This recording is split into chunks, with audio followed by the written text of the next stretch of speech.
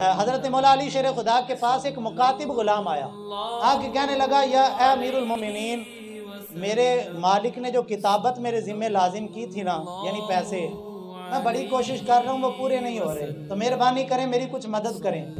تو مولا علی شیر خدا فرمانے لگے بھئی تیری کتابت یعنی تیرا قرضہ ادا کرنے کے لیے تو میرے پاس کچھ نہیں ہے، لیکن میں تیری ایک اور طریقے سے مدد کر سکتا ہوں۔ کہنے لگا حضور وہ کیا؟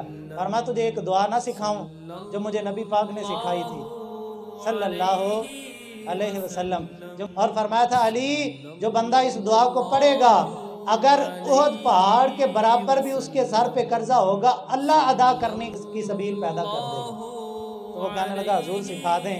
تو حضرت مولا علی شیر خدا نے، یہ ترمذی شریف کی حدیث پاک ہے، فرمایا کہ اے غلام تو یہ دعا پڑھا کر، اللہم اکفنی بحلالک عن حرامک واغننی بفضلک عمن سواک۔